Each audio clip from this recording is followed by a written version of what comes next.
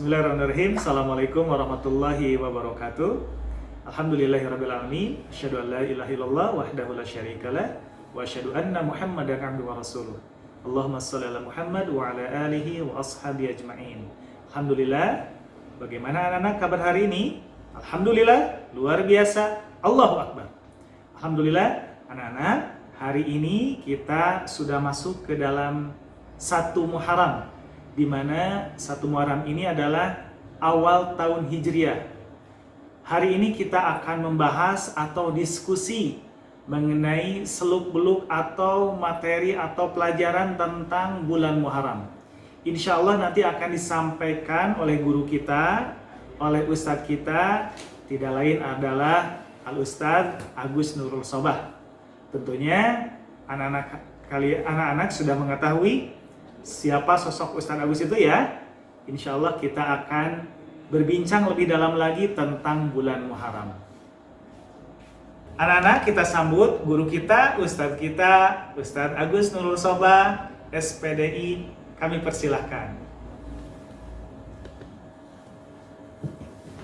Nah, gimana Ustadz Agus kabarnya? Alhamdulillah, sedikit dalam keadaan baik. Mudah-mudahan Allah memberikan keberkahan untuk kita semuanya. Amin ya Allah ya Rabbal alamin. Anak-anak, insya Allah pertama kita akan mendengarkan dulu materi tentang Muharram yang akan disampaikan oleh Ustadz kita, oleh guru kita, Al-Ustadz Agus Nurul Sobah, SPDI. Dipersilahkan. A'udzubillahiminasyaitonirrajim. Bismillahirrahmanirrahim. Assalamualaikum warahmatullahi wabarakatuh. Innal hamdalillah nahmaduhu wa nasta'inuhu wa nastaghfiruh wa na'udzu billahi min syururi anfusina was-sayyiati a'malina may yahdihillahu fala mudilla lahu wa may yudlil fala hadiya lahu. Asyhadu an la ilaha illallah al-malikul haqqul mubin wa asyhadu anna Muhammadan 'abduhu wa rasuluh shadiqul wa'dil amin. Amma ba'd. Qala Allah Ta'ala fil Qur'anil Karim, a'udzu billahi minasyaitonir rajim. Ya ayyuhalladzina amanu taqullaha wal tanzur nafsum ma qaddamat lighad wattaqullaha innallaha khabirum bima ta'malun. Wa qala Allah Ta'ala fi ayatil ukhra, innal iddatash shuhuri 'indallahi 12 syahran fi kitabillah. Shadaqallahu a'lam. Anak-anak yang dirahmati Allah Subhanahu wa taala, inilah kita senantiasa panjatkan puji dan syukur kepada Allah Subhanahu wa taala. Tidak lupa salawat dan salam semoga Allah limpahkan kepada Nabi kita, yaitu Nabi Muhammad sallallahu alaihi wasallam, kepada keluarganya, sahabatnya, dan kepada umatnya. Anak-anak yang dirahmati Allah, alhamdulillah kemarin kita sudah menjalani hidup ya di tahun 1441 Hijriah. Kita sebagai umat Islam harus mengakui itu, harus bangga kita sebagai umat Islam karena memiliki tanggal atau tahun yang sudah ditentukan oleh para sahabat, bahkan oleh Nabi Muhammad SAW.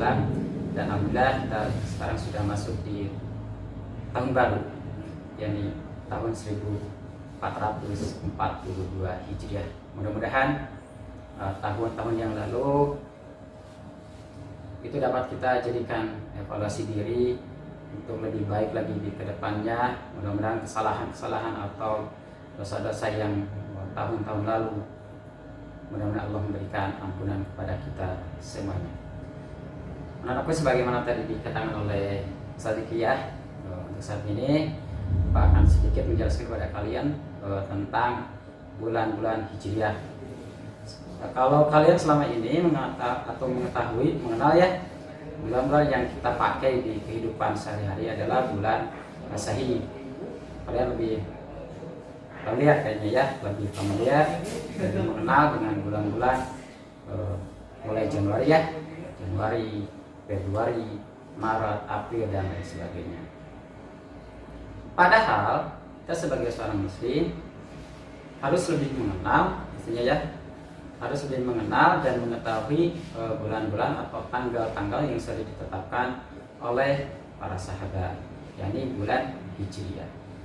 Anak-anak yang dirahmati Allah, bulan Hijriah ini adalah bulan yang hitungannya berdasarkan perputaran bulan. Perputaran bulan, bukan matahari. Kalau Masehi itu berdasarkan matahari, hitungan matahari. Sedangkan Hijriah itu berdasarkan bulan. Nah, bulan Hijriah ini pada awalnya itu tidak ada ya, pada awalnya tidak ada. Pada awalnya ketika zaman Khalifah Umar bin Khattab. Bahkan di zaman Rasulullah tidak ada ya, di zaman Rasulullah tidak ada. Di zaman Umar atau di Khalifah Umar bin Khattab, karena kekuasaan Islam makin luas, sudah sampai ke Baghdad, ke Mesir, bahkan sudah nyampe ke Eropa ya, sudah sampai ke Eropa, ke Spanyol, sehingga gubernur-gubernur yang di luar kota Mekah ketika mengirimkan surat atau mengirimkan catatan itu tidak ada tanggalnya, sehingga membingungkan para gubernur dan Sayyidina Umar sendiri. Ini kapan ditulisnya? Ini kapan dikirimkan surat ini kepada Umar bin Khattab? Nah, dari itulah Umar bin Khattab mengumpulkan para sahabatnya, mengumpulkan orang-orang soleh, orang-orang terbaiknya, sehingga dirumuskanlah untuk mengatasi permasalahan ini bagaimana. Alhamdulillah anak-anak, tadi sudah dijelaskan oleh guru kita Ustadz Agus Nurul Sopai SPDI tentang Muharram. Mudah-mudahan materi yang sudah disampaikan bisa memahami untuk kita semuanya bagaimana sejarah datangnya bulan Muharram atau datangnya tahun Hijriah. Mudah-mudahan kita bisa difahami ya. Tentunya banyak pertanyaan yang muncul di Instagram Anima Al-Karimah. Kita akan bahas satu persatu pertanyaan yang sudah masuk. Ada beberapa pertanyaan dari anak-anak kita, Ustadz Agus, yang menanyakan tentang seluk-beluk tentang Hijriah atau Muharram.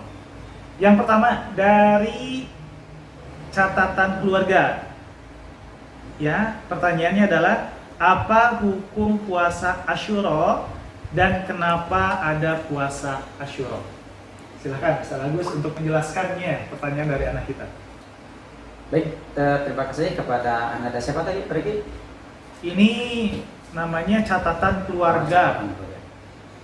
Atas pertanyaannya, sangat bagus sekali ya. Apa atau keistimewaan apa yang didapat atau yang ada di bulan Muharram itu? Nah, di bulan Muharram ini ada amalan yang disunahkan oleh Nabi, yang diajarkan oleh Nabi kepada kita. Yang pertama adalah puasa Asyura ya, puasa Asyura. Puasa Asyura ini itu berlatar belakangnya dari para orang sahabat atau para sahabat yang bertanya kepada Nabi, "Ya Rasulullah, aku melihat orang-orang Yahudi itu berpuasa di tanggal 10 Muharram atau di 10 bulan Asyura atau bulan Muharram ya." Nah, para sahabat bertanya, "Kenapa kita tidak melaksanakan puasa?" Kemudian Nabi menjawab, "Wahai para sahabatku, sebetulnya mereka itu berpuasa dikarenakan pada tanggal 10 bulan Muharram itu nabinya yang bernama Nabi Musa alaihissalam itu oleh Allah diselamatkan daripada kejaran Fir'aun dan tentaranya, sebagaimana Allah firmankan ya, kalian sudah tahu mungkin ada di dalam surat Al-Baqarah Allah menyatakan, wa idh najjaynakum min ali fir'auna yasumunakum su'al adzabi yudhibuna abna'akum wa yastahyuna nisa'akum wa fi dzalikum bala'un min rabbikum wa faraqna bikum al-bahra fa anjaynakum wa aghraqna ala fir'auna wa antum tanzurun. Seperti itu ayatnya ada di surat Al-Baqarah. Jadi sekali lagi, pada tanggal 10 Muharram itu Nabi Musa dan kaumnya, orang yang mengikuti Nabi Musa itu diselamatkan daripada kejaran Fir'aun. Sebaliknya Fir'aun dan tentaranya itu oleh Allah ditenggelamkan. Sehingga orang-orang Yahudi di zaman Nabi Muhammad SAW itu memuliakan tanggal 10 Muharram itu dengan melaksanakan ibadah puasa. Kata Nabi kita, yang lebih layak untuk memuliakan hari itu, yang lebih layak untuk memuliakan Nabi Musa AS adalah kita sebagai seorang muslim ya. Nah, oleh karenanya Nabi menyatakan sumu, maka berpuasalah kalian di tanggal itu, yakni tanggal 10. Namun kata Nabi untuk membedakan kita dengan orang Yahudi, maka berpuasalah 2 hari. Artinya 1 hari sebelumnya atau 1 hari setelahnya. Jadi puasanya 2 hari. Tanggal 9 Muharram dan tanggal 10 Muharram, atau tanggal 10 Asyuranya dan tanggal 11 sebagai perbedaan untuk membedakan kita dengan orang Yahudi. Itu salah satu kemuliaan di bulan Muharram. Dan bulan Muharram ini anak-anak yang dirahmati Allah, artinya itu termasuk ke dalam Ashhurul Hurum, ya, bulan yang dimuliakan oleh Allah Subhanahu wa taala. Karena ada 4 bulan yang dimuliakan oleh Allah, yakni bulan ini, bulan Muharram, kemudian bulan Rajab, kemudian Dzulqa'dah dan Dzulhijjah. Sebagaimana Allah katakan, innal iddata syuhuri indallah isna asyara syahran fi kitabillah. Jadi kan mungkin pergi untuk pertanyaan dari keluarga. Catatan keluarga. Alhamdulillah anak-anak, pertanyaan pertama sudah dijawab oleh Ustadz mengenai apa hukum puasa Asyura. Mudah-mudahan nanti kita amalkan ya di tanggal 10 Muharram, dan perbedaannya dengan tanggal 9. Jadi 2 hari kita akan laksanakan 9 dan 10 Muharram. Pertanyaan selanjutnya dari akun ini, anak-anak bisa mengirimkan pertanyaan ke Instagram Animal Karimah ya, silakan follow dan pertanyaannya silakan ajukan. Pertanyaan dari akun Alifa Kinanti Putri, Ustaz. Pertanyaannya adalah, di masa kenabian siapa dimulainya bulan Muharram? Silakan Ustaz. Baik, terima kasih atas pertanyaannya. Dimulai kapan atau di nabi siapa dimulainya bulan Muharram? Anakku yang dengan Allah, sebetulnya tadi udah dijelaskan ya, bahwa dimulainya bulan Muharram itu memang pada masa-masa sebelum Nabi, orang-orang jahiliyah, orang-orang Quraisy itu sudah mereka dengan inisiatif, dengan tokoh-tokohnya sudah membuat nama-nama bulan. Bahkan mereka itu membuat bulannya lebih lama. Kalau Allah menetapkan 12 bulan ya, Allah menetapkan 12 bulan dalam 1 tahun, sedangkan mereka membuat bulannya lebih lama lagi, yakni 13 bulan. Namun waktu itu yang diberlakukan hanya segelintir orang saja atau kelompok saja, karena di waktu itu orang-orang Mekah masih mengagungkan atau lebih mengedepankan dengan sukunya, dengan kelompoknya, dengan golongannya.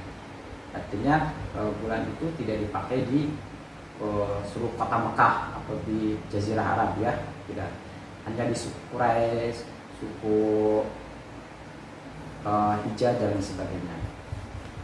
Hanya tidak ada kesepakatan yang bersama-sama mereka lakukan. Nah, sedangkan Muharram itu dimulainya itu sejak dari itu kekhalifahan Umar bin Khattab, dengan latar belakang ketika para gubernur yang ada di Basra, yang ada di Baghdad dan di luar kota Mekah mengirimkan surat-suratnya, tidak ada catatannya, yaitu sedikit membingungkan bagi baik di Umar bin Khattab sendiri maupun di gubernur yang ada di luar sana. Sehingga ditetapkanlah bulan Muharram itu ditetapkan ketika Umar bin Khattab menjadi Amirul Mukminin, dan itu diambil dari sejak hijrahnya atau pindahnya Nabi kita Nabi Muhammad SAW dari kota Mekah ke kota Madinah atau Yathrib pada waktu itu. Demikian ya, anak mudah-mudahan bisa dipahami.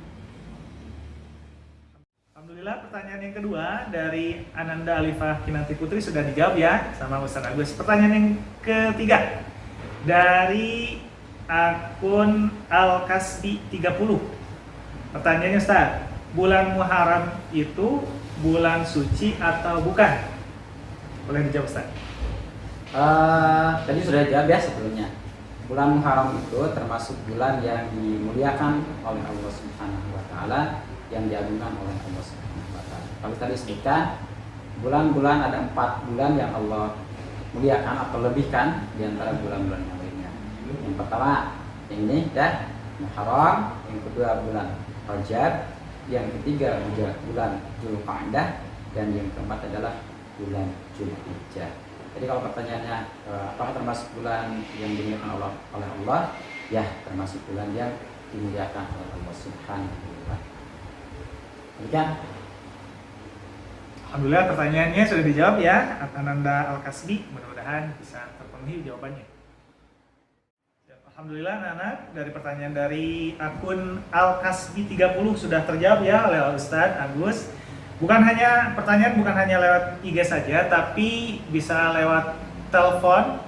Langsung saja anak-anak, kepada anak-anak yang akan menelpon atau memberikan pertanyaan untuk Ustadz, kita akan terima teleponnya ya. Kalaupun nanti tidak ada, nanti bisa pertanyaannya lewat Instagram Animah Al-Karimah. Gimana Ustadz tentang Muharram ini, apakah kita harus laksanakan gebiar seperti tahun Masehi atau gimana Ustadz? Tenang Ustadz. Sebetulnya kita sebagai seorang muslim tidak usah seperti mereka ya, menyambut bulan atau tahun barunya dengan menyambut petasan, menyambut lodong dan lain sebagainya. Terus yang disenangkan oleh Nabi itu ketika masuk ke tahun baru itu harus memperbanyak berdoa, merefleksi diri sebagaimana tadi saya katakan, mengevaluasi diri apa yang kemarin sudah dilakukan, terjadi kesalahan tidak, terjadi kegelapan tidak, dan itu yang harus dilakukan. Kemudian apa yang harus dipersiapkan untuk mengisi tahun-tahun atau waktu-waktu yang Allah memberikan ini? Tentunya harus banyak berdoa, berzikir kepada Allah. Mudah-mudahan di tahun-tahun atau di waktu yang akan datang Allah memberikan kemampuan mengisi waktu yang Allah ini dengan banyak melakukan amal baik. Alhamdulillah. Itu ya pertanyaan selanjutnya. Nanti kita tunggu telepon. Apakah ada untuk pertanyaan dari anak-anak ataupun belum? Anak, kita buka telepon pertama dari pertanyaan anak ya. Alhamdulillah sudah masuk.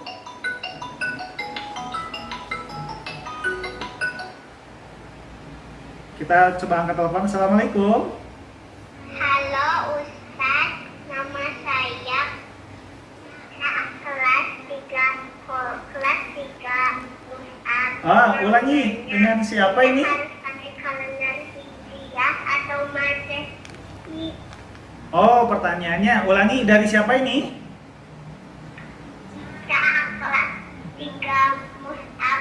Oh, Ica dari kelas 3 Mus'ab. Oh, pertanyaan Ustadz, apakah kita harus menggunakan kalender Hijriah atau kalender Masehi?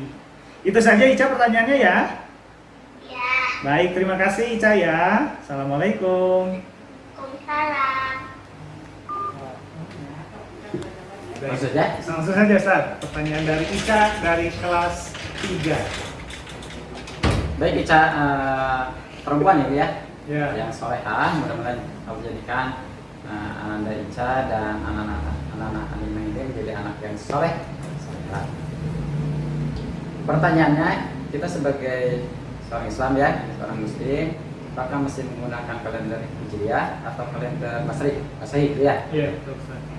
Memang anak-anak yang dirahmati Allah, kita sebagai orang Muslim tinggal di Indonesia yang mayoritasnya penduduknya adalah Muslim, bahkan mencatat ya statistik sampai 95% Muslim di Indonesia ini. Apakah kita harus menggunakan kalender Hijriah atau kalender Masehi? Sementara yang kita tahu ya sekarang kita memakai kalender Masehi. Memang anak-anak yang dekat Allah, karena kita tinggal di negara yang undang-undangnya bukan undang-undang Islam, bukan undang-undang yang memakai Al-Quran dan hadis, kita memakai undang-undang demokratis dan lain sebagainya, sehingga atau lebih ke sekuler bahkan ya. Untuk menggunakan kalender atau penanggalan itu dengan menggunakan kalender Masehi atau Januari, Februari, dan Maret dan lain sebagainya. Nah, sekaligus dalam kesempatan ini Pak Agus ingin memberikan semangat pada kalian. Nanti mestinya kita sebagai seorang muslim menggunakan kalender Hijriah. Karena apabila seorang muslim memakai kalender Hijriah, itu akan melihat kesuksesan atau keberhasilan daripada kehidupannya. Contohnya, lagi berikan contoh ya. Misalkan kita nih seorang muslim, hari Jumat itu mestinya apa? Beribadah kepada Allah, karena itu sebagai daripada Sayyidul Ayyam atau rajanya hari. Harusnya kita sebagai seorang muslim mulai dari malam Jumatnya, Kamis jam 5 itu udah siap-siap, jam 6 maghribnya masuk ke malam Jumat, itu sudah termasuk Sayyidul Ayyam yang Allah muliakan harinya di antara hari-hari yang lainnya, sehingga digunakan untuk beribadah, malamnya beribadah. Kalian sebagaimana sudah dicontohkan oleh Pak Riki harus membaca surat Al-Kahfi, banyak berzikir ya, bukan sebaliknya. Ketika malam Jumat datang, wah takut ada uka-uka, takut ada hantu dan lain sebagainya. Itu sangat salah.